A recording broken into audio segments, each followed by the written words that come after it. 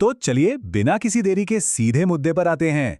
आज की इस चर्चा में हम दुनिया के सबसे बड़े क्रिप्टो करेंसी एक्सचेंजेस में से एक को पूरी तरह से डीकोड करने वाले हैं। हम बाइनेंस नाम के इस बेहद मशहूर डिजिटल प्लेटफॉर्म का एक डीप डाइव विश्लेषण करेंगे। आखिर ये इतना लोकप्रिय क्यों है और इसके पीछे का पूरा आर्थिक ढांचा और तकनीक किस तरह काम करती है। आइए मिलकर इस एक्सप्लेनर में इन सभी सवालों के जवाब तलाशते हैं। अब सबसे बुनियादी सवाल जो यहाँ उठता है वो ये है कि आखिर बाइनेंस है क्या। दरअसल इसे बिल्कुल एक डिजिटल मार्केटप्लेस की तरह समझा जा सकता है। जरा सोचिए एक ट्रेडिशनल स्टॉक एक्सचेंज के बारे में, जहां शेयर बाजार का लेन देन होता है। बिल्कुल वैसे ही ये एक ऐसी जगह है जहां डिजिटल एसेट्स यानी क्रिप्टो करेंसीज को खरीदा और बेचा जाता है। फर्क सिर्फ इतना है कि यहां पूरा का पूरा व्यापार पूरी तरह से डिजिटल रूप में होता है। आइए एक झलक देखते हैं कि इस एक्सप्लेनर में हम क्या-क्या कवर करने वाले हैं। हम इन 5 हिस्सों पर बात करेंगे। पहला, क्रिप्टो मार्केटप्लेस में स्वागत। दूसरा, बाइनेंस आखिर काम कैसे करता है। तीसरा, इस प्लेटफॉर्म के खास फीचर्स। चौथा, इसके फायदे और मार्केट के जोखिम। और आखिर में नई शुरुआत करने वालों के लिए कुछ बेहद जरूरी सुरक्षा टिप्स। तो बढ़ते हैं अपने पहले हिस्से की तरफ, क्रिप्टो मार्केटप्लेस में स्वागत। अगर इसके इतिहास पर नजर डालें तो बात सिर्फ 2017 की है।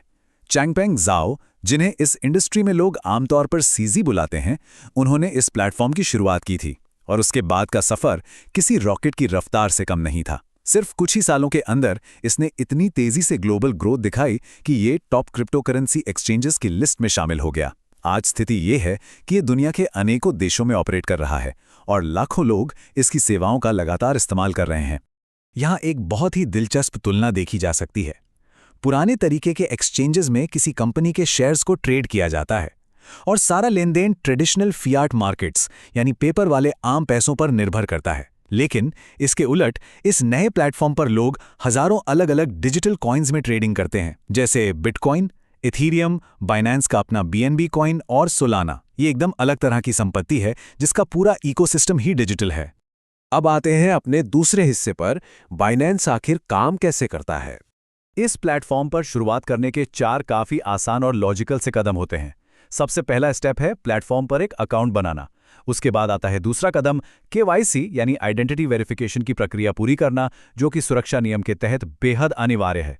तीसरा कदम होता है अपने डिजिटल वॉलेट में पैसे या कोई और क्रिप्टो करेंसी जमा करना, और एक बार फंड डिपॉजिट हो जाए तो बस चौथा कदम है आराम से अपनी पसंदीदा डिजिटल करेंसी खरीदना, बेचना या ट्रेड करना।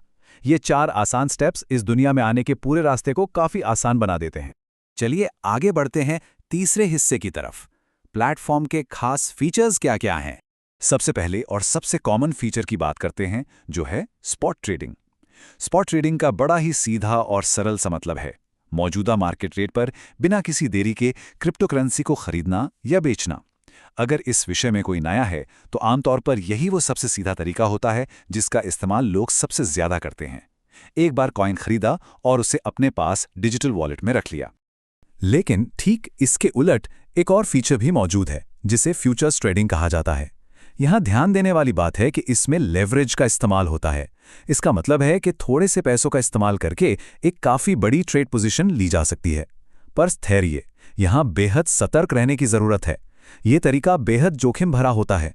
अगर मार्केट का रुख सोची गई दिशा के खिलाफ चला गया तो यहाँ पैसों का नुकसान उतनी ही तेजी से होता है जितनी तेजी से मुनाफा होने की उम्मीद होती है। इसके अलावा बाइनेंस अर्न नाम का एक और काफी दिलचस्प हिस्सा है। ये सिस्टम पैसिव इनकम बनाने के अलग अलग रास्ते बताता है, जैसे अपने खरीदे हुए कॉइन्स को स्टेक करना, उन्हें सेव करके रखना या उनके फ्लेक्सिबल अर्निंग प्रोडक्ट्स का हिस्सा बनना। सुनने में ये बिल्कुल बैंक अकाउंट के ब्याज जैसा लगता है ना? लेकिन इसमें एक ट्विस्ट है। क्रिप्टो मार्केट ट्रेडिशनल बैंकों के मुकाबले कई ज्यादा उतार चढ़ाव वाला होता है, इसलिए यहां रिटर्न के साथ साथ जोखिम का स्तर भी बिल्कुल अलग होता है। एक और बेहतरीन और बहुत ही लोकप्रिय सुविधा है P2P ट्रेडिंग यानी पीयर टू पीयर ट्रेडिंग।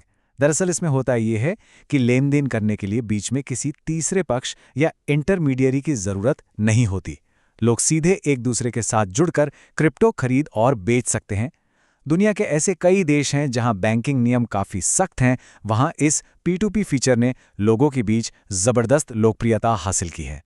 अब आते हैं इस चर्चा के चौथे और बहुत ही अहम हिस्से पर, इसके फायदे और मार्केट के जोखिम क्या हैं। अगर एक बैलेंस्ड नज़र डाली जाए तो ये पूरा इकोसिस्टम किसी दो-धारी तलवार से कम नहीं है। एक तरफ कमाल के फायदे हैं। ट्रेडिशनल जगहों के मुकाबले फीस काफ़ी कम लगती है। चुनने के लिए हज़ारों कॉइन्स हैं। नए लोगों और एक्सपर्ट्स दोनों के लिए आसान मोड्स दिए गए हैं। मोबाइल ऐप की सुविधा है और ट्रांजैक्शंस लगभग पल झपकते ही हो जाते हैं। पर दूसरी तरफ जोखिम की सच्ची तस्वीर उतनी ही डरावनी हो सकती है। मार्केट का भयंकर उतार चढ़ाव, जिसमें कीमत हर सेकंड बदलती है। हैकर्स और स्कैम से जुड़े खतरे हमेशा मंडराते रहते हैं। कई बार लोग जज्बाती होकर यानी डर और लालच में आकर गलत फैसले ले लेते हैं। और देश विदेश के अलग अलग कड़े और बदलते नियम कानून तो एक लगातार चुनौती हैं ही। और अब इस एक्सप्लेनर का आखिरी हिस्सा, बिगिनर्स के लिए कुछ बेहद जरूरी सुरक्षा टिप्स। ये कुछ ऐसे बेसिक और जरूरी सुरक्षा नियम हैं जो इस अनिश्चित मार्केट में एक ढाल की तरह काम करते हैं। पहला सुनहरा नियम, हमेशा छोटी रकम से शुरुआत करनी चाहिए। जिंदगी भर की बचत को कभी भी दांव पर नहीं लगाना चाहिए। दूसरा, इसमें आगे बढ़ने से पहले मार्केट को ठीक से सीखना और समझना जरूरी है। तीसरा, अकाउंट्स पर हमेशा सबसे मजबूत पासवर्ड्स और 2 फैक्टर ऑथेंटिकेशन यानी 2FA लगाना चाहिए। चौथा, अनजान लिंक्स और चमत्कारी फायदा दिखाने वाले स्कैम से हर हाल में बचना चाहिए। और सबसे आखिरी और खास, जब मार्केट बुरी तरह गिर रहा हो तो पैनिक में आने की बजाय ठहरे हुए दिमाग से अपनी भावनाओं पर काबू रखना जरूरी है।